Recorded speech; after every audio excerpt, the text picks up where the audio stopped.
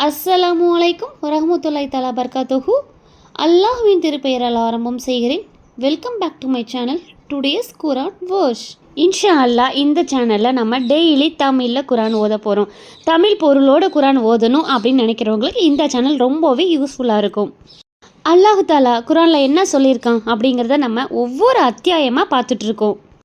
Previous video நீங்கள் பார்க்கல அப்படின்னா மேலே ஹை கார்ட்லேயும் டிஸ்கிரிப்ஷன்லேயும் நான் கொடுத்துருக்கேன், செக் பண்ணி பாருங்கள். நம்மளோட சேனலில் ப்ளேலிஸ்ட்லேயுமே இருக்குது. நம்மளோட சேனலில் இப்போ தான் நீங்கள் ஃபஸ்ட் டைம் பார்க்குறீங்க அப்படின்னா சப்ஸ்கிரைப் பண்ணிவிட்டு பக்கத்தில் இருக்கிற பெல் ஐக்கானையுமே ஆல் ஆப்ஷன் கொடுத்துக்கோங்க. அப்போ தான் நான் டெய்லி போடுற வீடியோஸ் எல்லாமே உங்களுக்கு நோட்டிஃபிகேஷனில் வரும். இன்ஷா அல்லாஹ் இப்போ நம்ம பார்க்க போகிற அத்தியாயம் 17 வசனம் 106 பார்க்கலாம். நபியே, இந்த குர்ஆனை மக்களுக்கு அவகாசத்துடன் நீர் ஓதி காட்டுவதற்காக இதை பிரித்து சிறிது சிறிதாக அருளியுள்ளோம். நீங்கள் இதை நம்புங்கள் அல்லது நம்பாதிருங்கள். இதற்கு முன்னர் கல்வியறிவு வழங்கப்பட்டோரிடம் இது ஓதி காட்டப்பட்டால் அவர்கள் பணிந்தோராக முகம் கவிழ்ந்து சஜிதாவில் விழுவார்கள் என்று கூறுவீராக. மேலும் அவர்கள் எங்கள் இறைவன் தூயவன், எங்கள் இறைவனின் வாக்குறுதி நிறைவேற்றப்பட்டதாகி விட்டது என்று கூறுகின்றனர்.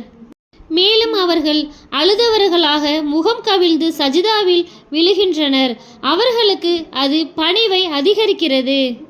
நீங்கள் அல்லாஹ் என அழையுங்கள் அல்லது அர் ரஹ்மான் என அழையுங்கள். நீங்கள் எவ்வாறு அழைத்தாலும் அவனுக்கு அழகிய பெயர்கள் உள்ளன என்று கூறுவீராக.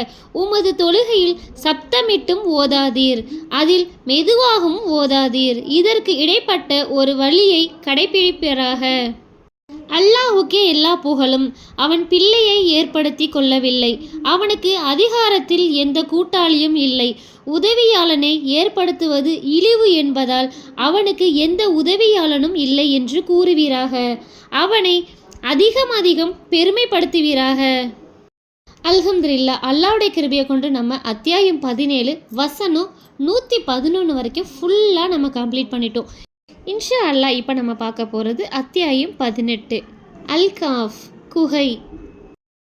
அல்லாஹுக்கே எல்லா புகழும். அவனது கடுமையான தண்டனை பற்றி எச்சரிப்பதற்காகவும் நற்செயல்கள் செய்யும் இறை நம்பிக்கையாளர்களுக்கு நற்கூலி உண்டு, அதில் அவர்கள் நிரந்தரமாக தங்கியிருப்பார்கள் என நற்செய்தி கூறுவதற்காகவும் அவனே நெறிய இவ்வேதத்தை தன் அடியாருக்கு அருளினான். அதில் எவ்வித கோணலையும் அவன் ஏற்படுத்தவில்லை. அல்லாஹ் தனக்கு பிள்ளையை ஏற்படுத்தி கொண்டான் என்று கூறுவோரை எச்சரிப்பதற்காகவே இதை அருளினான். அவர்களுக்கும் அவர்களின் முன்னோருக்கும் இது பற்றி எந்த அறிவும் இல்லை. அவர்களின் வாய்களிலிருந்து வெளிப்படும் வார்த்தையில் இது மிக கடுமையானது. அவர்கள் பொய்யை தவிர எதையும் கூறவில்லை. நபியே, இந்த செய்தியை அவர்கள் நம்பாததால் அவர்களின் போக்கின் மீது கவலைப்பட்டு உம்மையே மாய்த்து கொள்வீர் போலும். அவர்களில் நற்செயல் உடையவர் யார் என அவர்களை நாம் சோதிப்பதற்காக இப்பூமிக்கு அதன் மீது உள்ளவற்றை அலங்காரமாக ஆக்கியுள்ளோம். நாம் அதில் உள்ளவற்றை அழித்து தரிசு நிலமாகவும் ஆக்கிவிடுவோம்.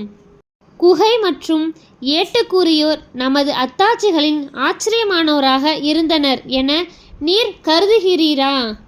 அந்த இளைஞர்கள் குகையில் தஞ்சமடைந்த போது, எங்கள் இறைவனே, உன்னிடமிருந்து அருளை எங்களுக்கு தருவாயாக, எங்கள் காரியத்தில் உங்களுக்கு நேர்வழியை எளிதாக்குவாயாக என்று பிரார்த்தித்தனர். எனவே அக்குகையில் ஆண்டு கணக்கில் உறங்குவதற்காக அவர்களின் காதுகளை அடைத்தோம். பின்னர் அவர்கள் தங்கியிருந்த காலத்தை இரு பிரிவினரில் துல்லியமாக கணக்கிடுபவர் யார் என்பதை நாம் வெளிப்படுத்துவதற்காக அவர்களை எழுப்பினோம். அவர்களை பற்றிய செய்தியை உண்மையுடன் உமக்கு எடுத்துரைக்கின்றோம். அவர்கள் தமது இறைவனை நம்பிய இளைஞர்கள். அவர்களுக்கு நேர்வழியை அதிகரித்தோம். வானங்களுக்கும் பூமிக்கும் இறைவனே எங்கள் இறைவன். அவனையன்றி வேறு கடவுளை நாங்கள் பிரார்த்திக்க மாட்டோம். அப்படி செய்தால் அநியாயமான கூற்றை கூறியவர்களாவும் என அவர்கள் துணிவுடன் நின்று கூறியபோது அவர்களின் உள்ளங்களை உறுதிப்படுத்தினோம். நமது சமுதாயத்தினரான இவர்கள் அவனையன்றி வேறு கடவுள்களை எடுத்துக்கொண்டனர். இவற்றுக்கு தெளிவான ஆதாரத்தை அவர்கள் கொண்டு வர வேண்டாமா? அல்லாஹ்வின் மீது பொய்யை புனைந்து கூறுபவனை விட பெரும் அநியாயக்காரன் யார்? இவர்களை விட்டும் அல்லாஹ்வை என்று இவர்கள் வணங்கி கொண்டிருப்பவற்றை விட்டும் நீங்கள் விலகி கொள்ளும்போது குகையில் தஞ்சமடையுங்கள். உங்கள் இறைவன் தனது அருளை உங்களுக்கு வாரி வழங்குவான், உங்கள் காரியத்தை உங்களுக்கு மிக எளிதாக்குவான் என்றும் கூறினர். அவர்கள் அக்குகையில் விசாலமான பகுதியில் இருக்கும் நிலையில் சூரியன் உதிக்கும் போது அது அவர்களின் குகைக்கு வலது புறமாக சாய்வதையும் மறையும் போது அது இடது புறமாக அவர்களை கடந்து செல்வதையும் நீர் காண்பீர். இது அல்லாஹ்வின் சான்றுகளில் உள்ளதாகும். யாருக்கு அல்லாஹ் நேர்வழி காட்டினானோ அவரே நேர்வழி பெற்றவர். யாரை அவன் வழிகேட்டில் விட்டுவிட்டானோ அவருக்கு நேர்வழி காட்டும் எந்த பொறுப்பாளரையும் நீர் காண மாட்டீர். அவர்கள் உறங்கிக் கொண்டிருந்த போதும் விழித்து கொண்டிருப்பதாகவே கருதுவீர். அவர்களை வலது புறமாகவும் இடது புறமாகவும் புரட்டுகிறோம். அவர்களின் நாய் தனது இரு முன்னங்கால்களையும் விரித்து கொண்டு வாசலில் இருக்கின்றது. நீர் அவர்களை உற்று பார்த்தால் அவர்களை விட்டும் பின்வாங்கி வேறுண்டு ஓடி இருப்பீர். மேலும் அவர்களால் திகிலுக்கு உள்ளாகப்பட்டு இருப்பீர்.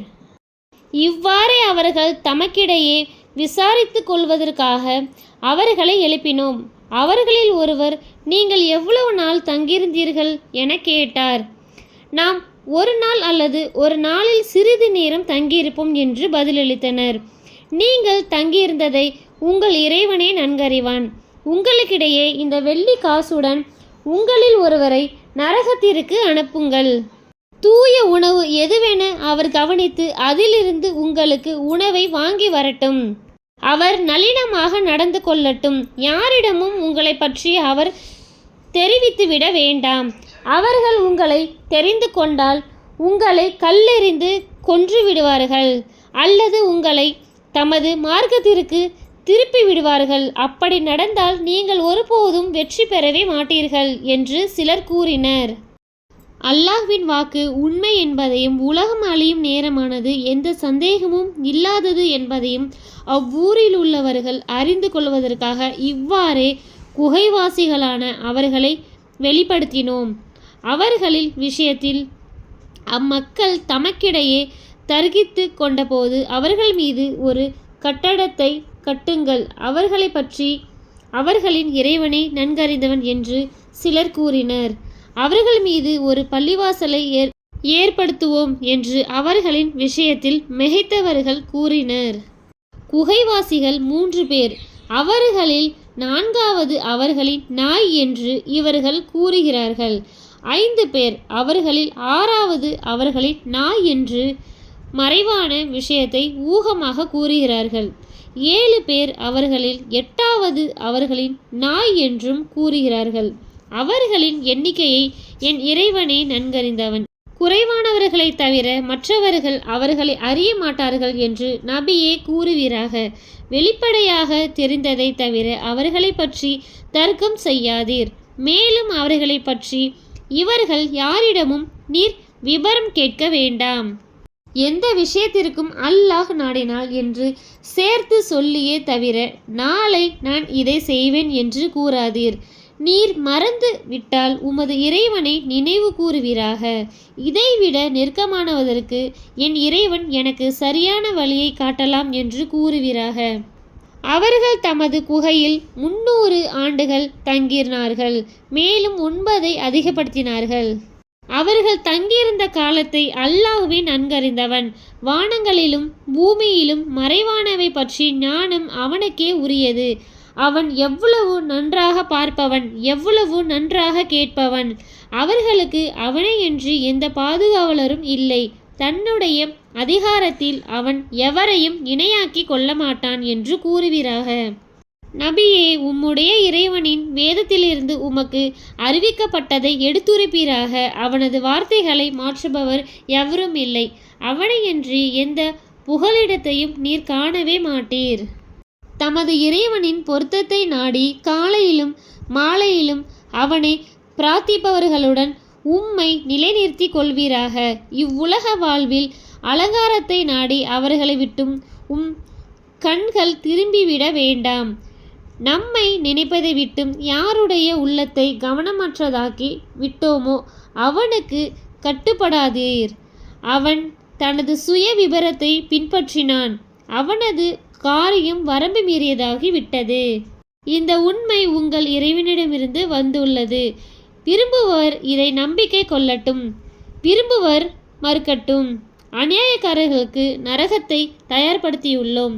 அதன் சுவர்கள் அவர்களை சூழ்ந்து கொள்ளும். அவர்கள் உதவி தேடினால் அவர்களுக்கு உருக்கப்பட்ட உலோகத்தையே போன்று தண்ணீர் வழங்கப்படும். அது அவர்களின் முகங்களை பொசுக்கிவிடும். பானத்தில் அது கெட்டது, ஓய்விடத்தில் அது மோசமானது என்று கூறுவீராக.